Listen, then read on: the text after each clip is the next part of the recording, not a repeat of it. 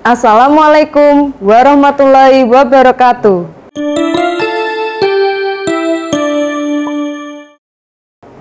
Bagaimana kabar kalian anak-anak semuanya? Alhamdulillah sehat ya? Ya, alhamdulillah sehat. Dan semoga kita tetap sehat dan terus semangat untuk terus belajar. Hari ini kita akan mempelajari tema 4, subtema 4, yaitu tentang hidup bersih dan sehat di tempat umum. Pembelajaran yang akan kita pelajari yaitu pembelajaran 1, 2, dan 3. Untuk pembelajaran yang pertama, kita akan mempelajari yang pertama yaitu kosakata dan konsep tentang lingkungan sehat dan tidak sehat. Lalu yang kedua ada pengolahan bahan alami dan buatan dalam berkarya. Dan yang ketiga yaitu bangun datar dan bangun ruang berdasarkan ciri-cirinya. Yang pertama yaitu kita harus mengamati sebuah gambar. Gambar tersebut menunjukkan bahwa masyarakat sedang membersihkan lingkungan agar tetap bersih, nyaman, dan juga terjaga. Selanjutnya, ada sebuah percakapan antara petugas dan juga seorang siswa. Percakapannya yaitu, adik-adik, terima kasih telah berkarya wisata di Kebun Raya Bogor. Di sini banyak tanaman hias. Di sini juga ada hutan lindung. Kita selalu membersihkannya setiap hari. Mengapa harus dibersihkan, Kak? Di sini kan hanya ada pohon-pohon, jadi tidak dibersihkan pun tidak apa-apa. Betul, walaupun begitu harus tetap dibersihkan. Hutan ini harus tetap asri dan indah dipandang. Nah, dari gambar tersebut tentunya memiliki beberapa pertanyaan. Nah, pertanyaan yang pertama yaitu, apa isi percakapan petugas kebun, Dayu, dan teman-teman? Jawabannya adalah, ya, menjaga kebersihan hutan lindung agar tetap asri dan indah dipandang. Lalu pertanyaan yang kedua, apa saja yang ada di Kebun Raya Bogor? Jawabannya adalah, banyak tanaman hias dan ada hutan lindung. Pertanyaan yang ketiga, mengapa Kebun Raya Bogor harus dibersihkan? Jawabannya adalah, agar lingkungannya tetap asri dan indah dipandang. Pertanyaan yang keempat, bagaimana pendapatmu terhadap isi percakapan petugas kebun, Dayu, dan teman-teman? Jawabannya adalah, sangat setuju, karena mengajak kita untuk tetap menjaga lingkungan yang bersih dan indah. Selanjutnya, pertanyaan yang kelima, apa yang akan terjadi jika Kebun Raya Bogor jarang dibersihkan? Jawabannya, maka nanti Kebun Raya Bogor akan kotor karena lingkungannya tidak dibersihkan. Nah, selanjutnya kita harus mengetahui makna kata yang sudah di dalam gambar tersebut. Nah, dalam gambar tersebut terdapat 3 makna kata. Yang pertama, karya wisata. Karya wisata ini makna katanya apa, anak-anak? Ya, betul. Karya wisata ini maknanya adalah kunjungan ke suatu objek dalam rangka menambah pengetahuan. Untuk tanaman hias, yaitu makna katanya apa? Ya, jawabannya adalah tanaman hias, makna katanya tanaman yang digunakan untuk hiasan. Lalu yang ketiga, ada makna kata hutan lindung. Hutan lindung sendiri, makna katanya apa? Ya, makna kata dari hutan lindung adalah kawasan hutan yang dilindungi oleh pemerintah. Nah, selanjutnya ada sebuah bacaan. Nah, bacaan ini yaitu dengan judul Hutan Merupakan Paru-Paru Dunia. Nah, kelestarian hutan wajib dijaga. Hutan tidak boleh dibakar, ditebang, ataupun dirusak. Jika hutan rusak, berbahaya bagi kehidupan manusia. Lingkungan bisa banjir. Banjir akan membuat lingkungan menjadi kotor. Lingkungan yang kotor dan membawa penyakit. Hutan banyak manfaatnya bagi kehidupan. Dengan hutan yang asri, kita dapat menghirup udara segar. Lingkungan juga akan menjadi indah. Di hutan terdapat banyak pohon. Pohon yang banyak membuat lingkungan sejuk. Lingkungan menjadi nyaman dan sehat. Dengan demikian, dapat dikatakan bahwa hutan merupakan paru-paru dunia. Nah, informasi apa yang kamu peroleh dari isi teks di atas? Ya, informasi yang dapat kita peroleh dari bacaan hutan merupakan paru-paru dunia adalah kelestarian hutan wajib dijaga karena nanti lingkungan menjadi nyaman dan juga sehat. Selanjutnya, kita akan mengamati sebuah gambar. Gambar tersebut menunjukkan bahwa hutan yang sangat bersih, nyaman, dan juga lingkungannya tetap terjaga. Nah, dari gambar tersebut memiliki sebuah pertanyaan. Pertanyaan yang pertama yaitu, apakah kamu mengerti dengan isi gambar di samping? Jawabannya adalah hutan yang masih asri. Lalu pertanyaan yang kedua yaitu, informasi apa yang kamu peroleh dari gambar? Nah, informasi yang dapat diperoleh dari gambar jawabannya adalah yaitu hutan harus tetap dijaga kelestariannya karena memiliki banyak manfaat. Selanjutnya, terdapat sebuah hiasan seperti gambar yang tertera di atas. Nah, caranya jika kita membuat sebuah hiasan, tentunya kita harus mempersiapkan alat dan bahan. Alat dan bahan ini yaitu yang pertama, gunting atau pisau cutter, lalu yang kedua ada pensil, dan yang ketiga ada kertas, dan yang keempat ada lem kayu, dan yang kelima ada daun kering, misalnya daun nangka, daun jambu biji, dan daun rambutan. Nah, tentunya jika kita sudah mempersiapkan, kita harus mengetahui caranya bagaimana untuk membuat hiasan. Caranya untuk membuat hiasan dari daun kering adalah yang pertama, buatlah gambar rencana hiasan pada kertas. Lalu yang kedua, gunting daun sesuai bentuk gambar yang telah dibuat. Dan yang ketiga, tempelkan daun yang telah digunting pada kertas dengan menggunakan lem kayu. Dan yang keempat, atur dengan rapi susunan dan agar terlihat indah.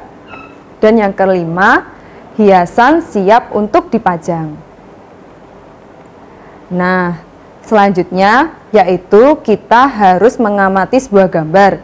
Gambar tersebut menunjukkan bahwa bangun ruang balok. Nah, bangun ruang balok tentunya memiliki banyak rusuk, banyak sisi, banyak titik sudut. Nah, tentunya bangun ruang balok memiliki 12 rusuk, 8 titik sudut, dan juga 6 sisi. Selanjutnya, bangun ruang yang harus kita cocokkan dengan memiliki berapa banyak rusuk dan juga berapa banyaknya sisi dan juga titik sudut. Yang pertama yaitu bangun ruang segitiga. Bangun ruang segitiga memiliki 6 rusuk, 4 sisi, dan juga 4 titik sudut. Lalu yang kedua ada 5 segi 4. 5 segi 4 memiliki banyak rusuk, banyak sisi, dan juga banyak titik sudut. Berapa anak-anak? Iya, jawabannya adalah 5 segi 4 memiliki 8 rusuk, dan 5 sisi, dan juga 5 titik sudut. Selanjutnya, bangun ruang yang selanjutnya yaitu 5 segi 5. 5 segi 5 memiliki 10 rusuk, 6 sisi, dan juga 6 titik sudut. Selanjutnya yaitu prisma segitiga. Prisma segitiga memiliki 9 rusuk, 5 sisi, dan juga 6 titik sudut. Selanjutnya yaitu prisma segi 5. Prisma segi 5 memiliki berapa banyak rusuk dan berapa banyak sisi dan berapa titik sudutnya anak-anak. Untuk prisma segi 5 yaitu memiliki 15 rusuk, 7 sisi, dan juga 10 titik sudut. Dan yang terakhir yaitu bangun ruang balok yaitu memiliki 12 rusuk, 6 sisi, dan juga 8 titik sudut. Selanjutnya kita akan melanjutkan materi ke pembelajaran yang kedua. Di pembelajaran kedua ini kita akan belajar tentang yang pertama, mengenal kosakata dan konsep tentang lingkungan sehat dan lingkungan tidak sehat di lingkungan sekitar. Lalu yang kedua, memahami makna bersatu dalam keberagaman di rumah dan di sekolah. Dan yang ketiga, yaitu memahami prosedur bergerak secara seimbang, lentur, dan kuat dalam pengembangan kebugaran jasmani. Nah, untuk materi yang pertama, terdapat sebuah bacaan, yaitu tentang kebersihan dan keindahan jalan raya wajib kita jaga. Kebersihan jalan raya harus dijaga, sampah-sampah harus dibuang ke tempatnya. Di pinggir jalan raya hendaknya disediakan tempat sampah. Saluran air juga harus dibersihkan dan dirawat. Hal ini berguna untuk mengantisipasi agar tidak terjadi banjir. Keindahan jalan raya juga harus diperhatikan. Jalan raya hendaknya dihiasi dengan taman. Taman ditanami berbagai jenis bunga. Jalan raya akan terlihat indah. Tanaman juga berguna untuk menyerap karbon dioksida.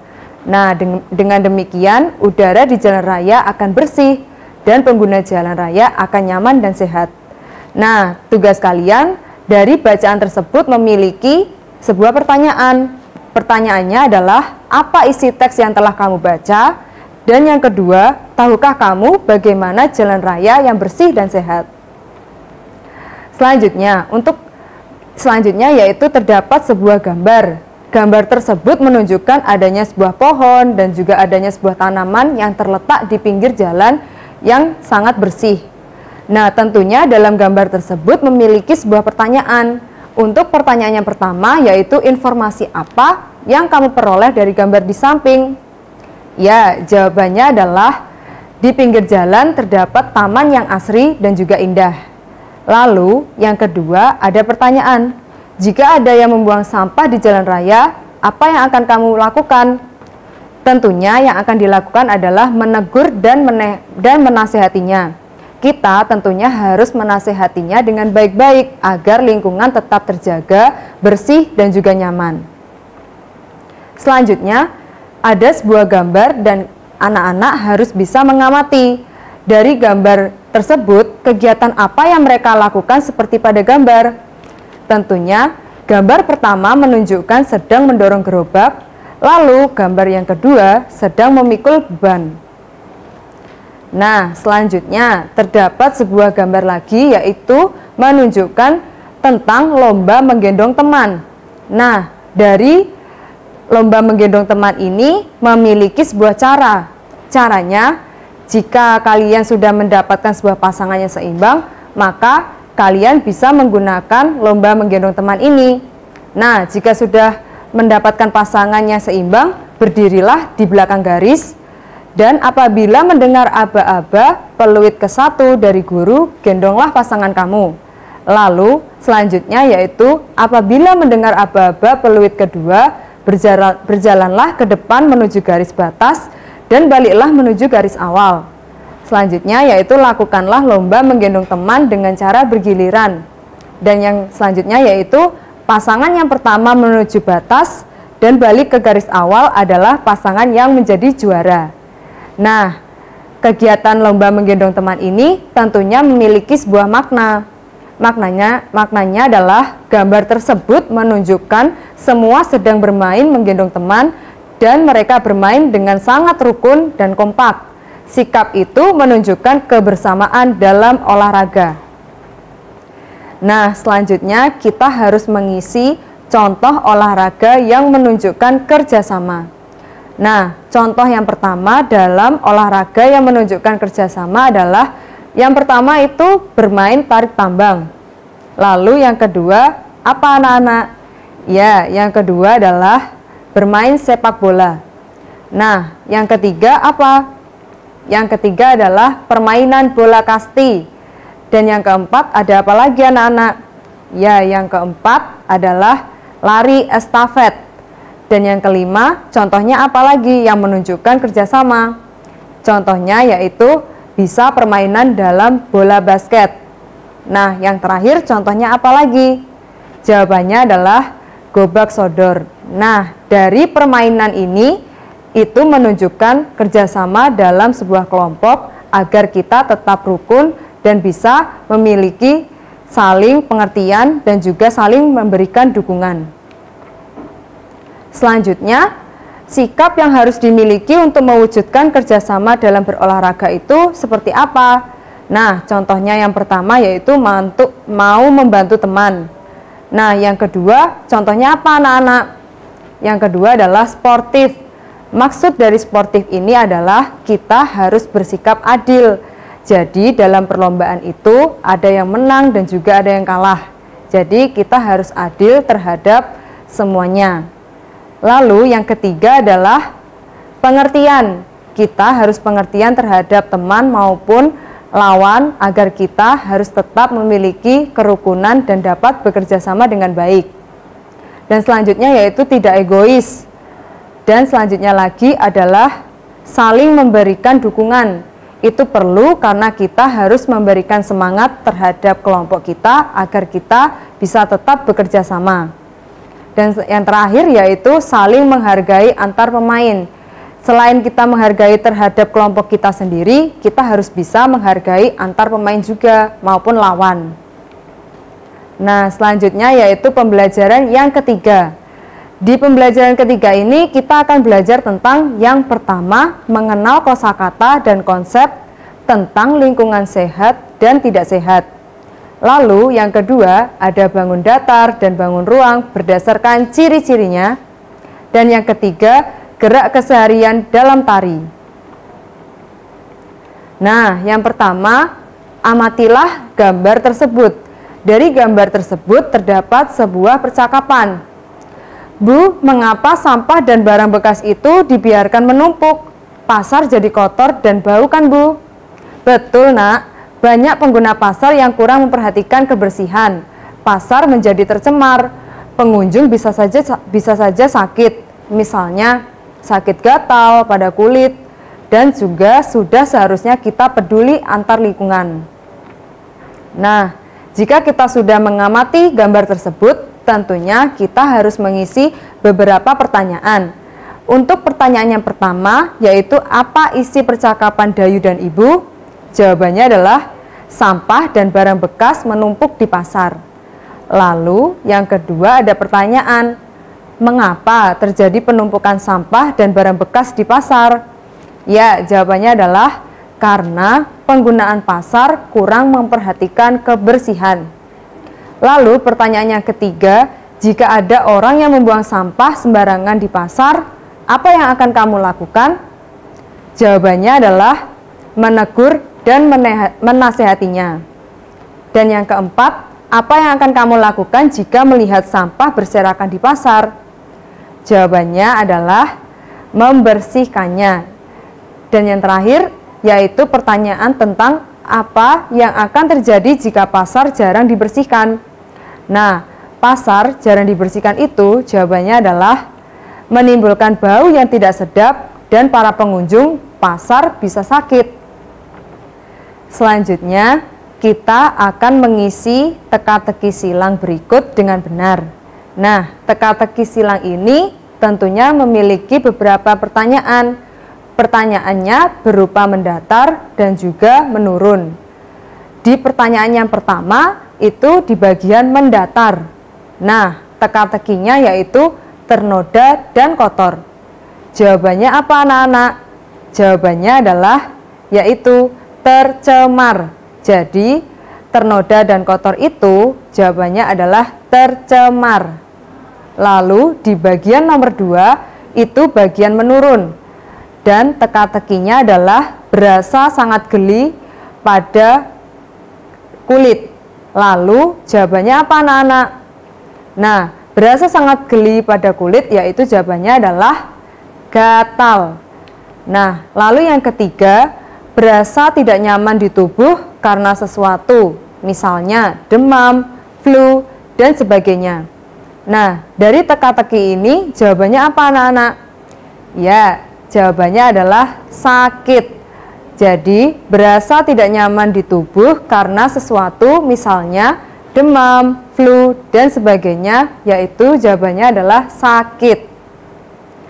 Nah, selanjutnya terdapat sebuah gambar. Nah, gambar tersebut menunjukkan ciri-ciri pasar yang tidak bersih. Nah, dari gambar tersebut terdapat sebuah pertanyaan. Informasi apa yang kamu peroleh dari gambar di samping? Nah, informasi yang dapat diperoleh yaitu pasar yang terlihat tidak bersih dengan adanya sampah berserakan di mana-mana. Selanjutnya, kita harus mengisi ciri-ciri pasar yang tidak bersih. Nah, ciri-ciri pasar yang tidak bersih ini jawabannya apa saja, anak-anak? Ya, jawabannya adalah banyak sampah menumpuk dan juga adanya bau yang tidak sedap dan juga banyaknya lalat dan juga jika hujan itu pasti akan becek. Nah, selanjutnya terdapat sebuah gambar. Nah, dari gambar tersebut terdapat banyak toko yang berjejeran di pasar. Setiap toko menjual barang yang berbeda. Dayu dan Ibu menuju toko yang menjual bahan keterampilan. Mereka membeli manik-manik. Manik-manik dapat dibuat menjadi hiasan. Misalnya kalung, gelang, bros, gantungan kunci, dan hiasan tempat tisu.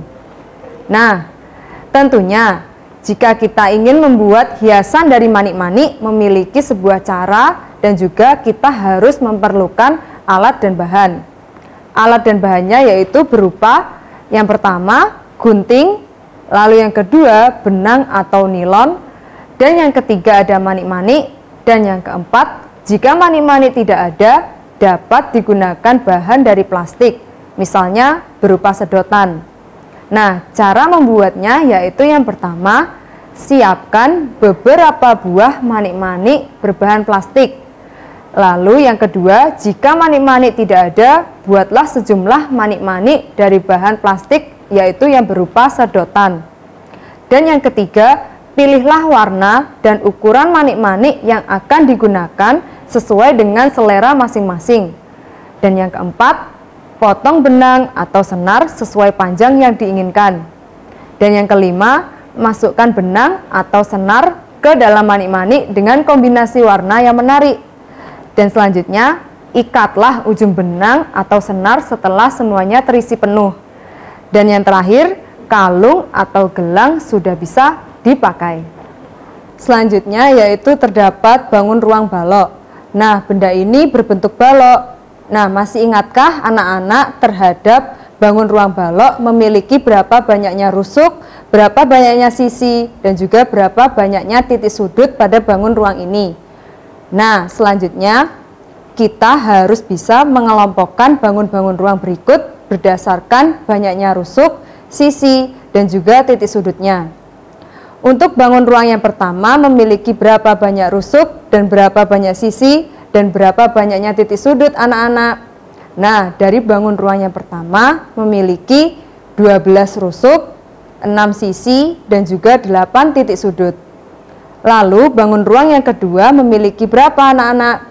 Nah, dari bangun ruang yang kedua jawabannya adalah memiliki 9 rusuk, 5 sisi, dan juga 6 titik sudut. Dan juga selanjutnya bangun ruang yang ketiga memiliki 12 rusuk, 6 sisi, dan juga 8 titik sudut. Dan selanjutnya yaitu bangun ruang yang keempat juga sama, memiliki 12 rusuk, 6 sisi, dan juga 8 titik sudut. Dan yang terakhir, bangun ruang yang kelima memiliki 9 rusuk, 5 sisi, dan juga 6 titik sudut. Nah, sekian penjelasan materi yang sudah Ibu sampaikan dan semoga anak-anak bisa memahami dan paham betul terhadap materi yang sudah Ibu sampaikan. Dan jangan lupa untuk terus semangat dalam belajar. Wassalamualaikum warahmatullahi wabarakatuh.